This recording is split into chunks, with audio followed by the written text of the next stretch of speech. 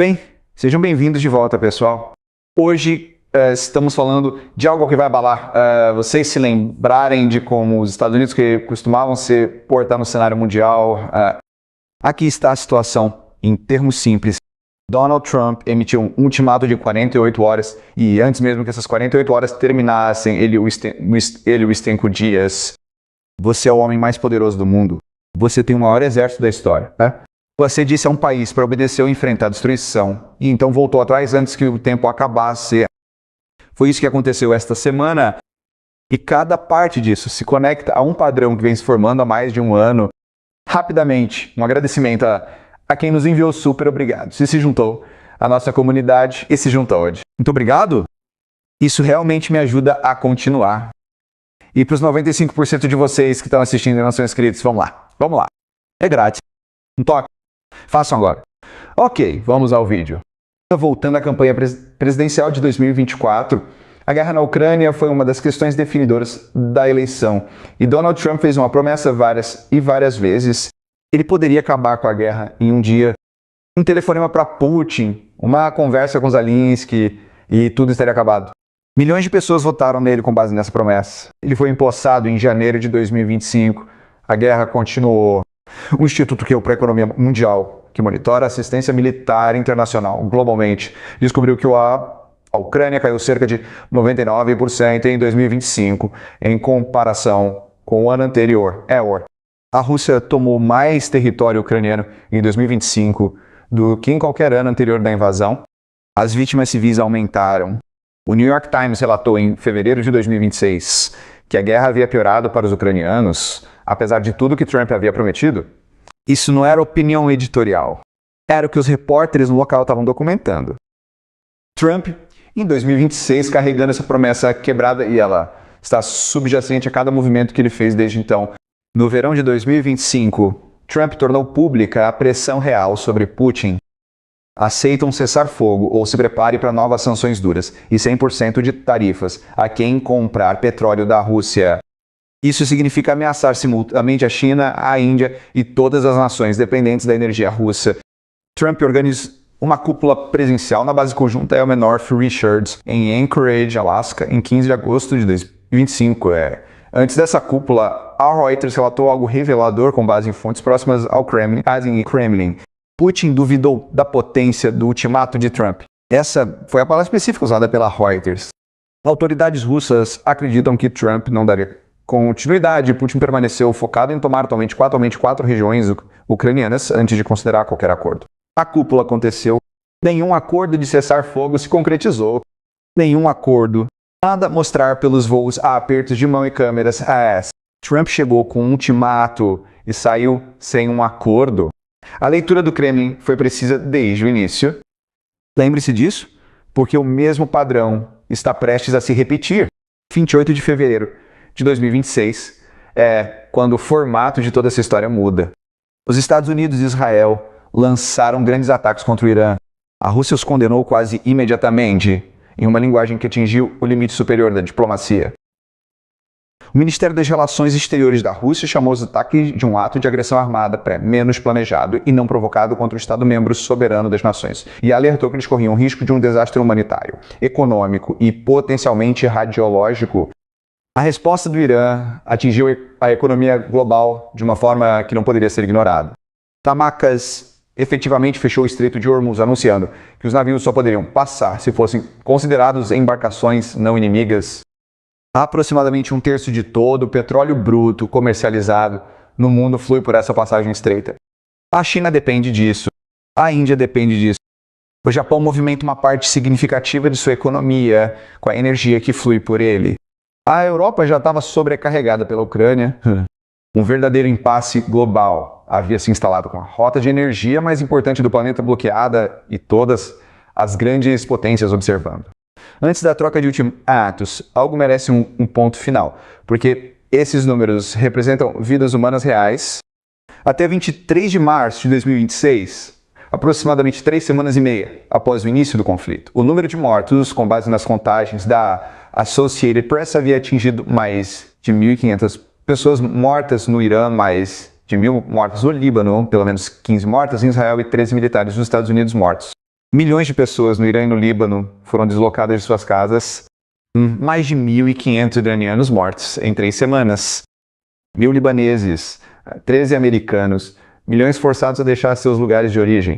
Esses números estão por trás de todos os cálculos políticos e declarações diplomáticas que se seguiram no fim de semana de 21 e 22 de março de 2026. Trump intensificou a situação de uma forma que chamou a atenção do mundo inteiro para um único prazo. Suas declarações públicas e postagens nas redes sociais emitiram um ultimato de 48 horas ao Irã. É abrir o Estreito de Hormuz, ou os Estados Unidos destruiriam as de energia do Irã, começando pela maior delas primeiro. Destruir não é uma palavra escolhida por acaso. Tem que explicar. Começando pelo maior. Primeiro, veio um sinal específico de escalada, significando que qualquer resposta seria metódica e completa em vez de limitada. Os analistas imediatamente se concentraram na usina nuclear de Bushehr como o alvo mais provável, a maior instalação desse tipo no Irã. Mas aqui está o que muda completamente o cálculo. A Rússia construiu Bushehr. Engenheiros russos a projetaram. O pessoal russo estava posicionado dentro dela. E Moscou havia vinculado um verdadeiro prestígio diplomático a esse projeto por anos. Quando Trump ameaçou a maior usina de energia, primeiro, o Kremlin entendeu exatamente o que essas palavras poderiam significar. Dmitry Peskov fala pelo governo russo em questões oficiais. E o que ele disse circulou por todas as principais redações do planeta. Sua declaração foi essencialmente literal. Consideramos ataques a instalações nucleares como potencialmente extremamente perigosos e repletos de consequências talvez até irreversíveis. No vocabulário das relações internacionais, irreversível não significa caro ou inconveniente. Significa eventos que alteram permanentemente a situação. Coisas que não podem ser desfeitas. Resultados que remodelam o mundo de maneiras que nenhuma parte pode consertar depois do fato. A Rússia também invocou Chernobyl diretamente, alertando que qualquer ataque a Bushehr arriscaria um desastre comparável a um evento de contaminação que espalhasse por um continente, tornasse uma região inabitável. Poxa, essa comparação não era uma decoração retórica. Era Moscou se certificando de que o público entendesse exatamente qual categoria de consequência eles estavam descrevendo. O Irã correspondeu à linguagem. Muhammad Baqir Ghaliba, presidente do parlamento iraniano, anunciou que qualquer ataque americano à infraestrutura do Irã tornaria as instalações de energia e petróleo em todo o Oriente Médio alvos legítimos, não apenas as iranianas. Ele acrescentou que os danos seriam irreversíveis. 2 governos, russo e iraniano, buscaram a mesma palavra com poucos dias de diferença. Esse alinhamento não foi coincidência. Os mercados de petróleo responderam imediatamente. O petróleo Brent disparou para cerca de $114 por barril, para qualquer um que tenha pago 4 ou 5 dólares. Na bomba, esse número está traduz diretamente em gasolina, custos de aquecimento, frete e quase tudo que esses aviões transportam pelo país. As 48 horas se esgotaram. Nenhum ataque às usinas de energia iranianas aconteceu. Em 23 de março de 2006, antes do prazo original expirar, Trump anunciou que estava estendendo o ultimato por 5 dias, dizendo que os militares haviam recebido ordens de que a diplomática era explorada. Ele descreveu conversas muito boas e produtivas.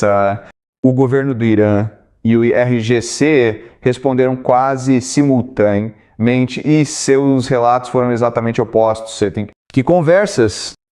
Eles perguntaram. Não houve conversas com Washington. Nada foi negociado.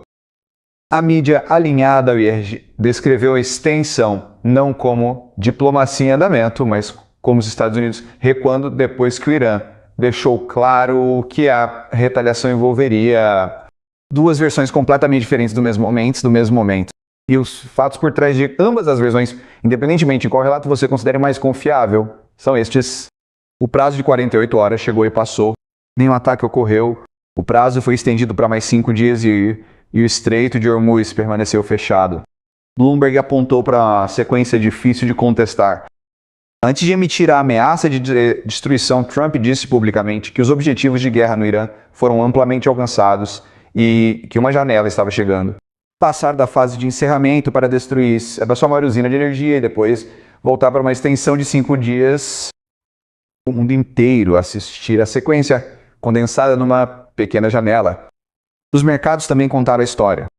O petróleo caiu cerca de 10% após o anúncio da extensão. O Dow Jones ganhou quase 1.000 pontos. Isso não foi uma celebração da força americana.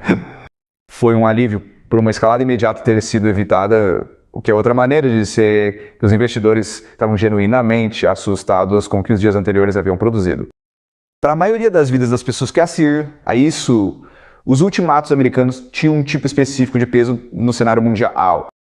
Quando Washington disse para obedecer ou enfrentar as consequências foram entendidas como reais. Esse entendimento formou a base da política externa americana, credibilidade construída ao longo de décadas. O que 2026 está testando é se essa base ainda se mantém. Putin olhou para os de Trump sobre a Ucrânia, calculou que eles não tinham apoio real e provou que estava certo no Alasca. O Irã respondeu a uma ameaça de destruição de 48 horas, com contra-ameaças sérias o suficiente para que o prazo fosse estendido. A Rússia alertou sobre consequências nucleares irreversíveis perto de Bucha, e o ultimato foi revogado antes de expirar. Nada disso significa que o poder americano tenha desaparecido. Os Estados Unidos mantêm o exército mais capaz do mundo. Mas a dissuasão, o mecanismo real que impede os adversários de cruzarem as linhas depende tanto da percepção quanto da capacidade. E a percepção que está sendo construída agora é aquela que todo adversário está observando e registrando para uso futuro. Em 23 de março de 2026, 6 coisas são verdadeiras e nenhuma delas foi resolvida. O Estreito de Hormuz ainda está fechado. O exército de Trump recebeu ordens de esperar por 5 dias com a condição de haver um progresso significativo para reabrir o estreito. O relógio está correndo. O Irã nega publicamente qualquer contato com Washington. A Rússia continua a alertar contra ataques perto de Bushehr. O mercado de petróleo permanece incerto. E as perguntas mais importantes não têm respostas. Se Trump ordena ataques, se esses 5 dias não produzem nada, como o Irã responde, se eles verem o que a Rússia faz, se Bushehr for o alvo. Ninguém fora dos círculos internos dos 3 governos sabe essas respostas. E com base no que as últimas 72 horas mostraram, não está claro que mesmo esses círculos mais próximos tenham sido decididos por elas. Que história acontece agora? Nesta semana, e não em livros didáticos futuros. Se este vídeo ajudou você a acompanhar o que realmente está acontecendo por trás das manchetes, compartilhe com alguém que esteja atento a entender as notícias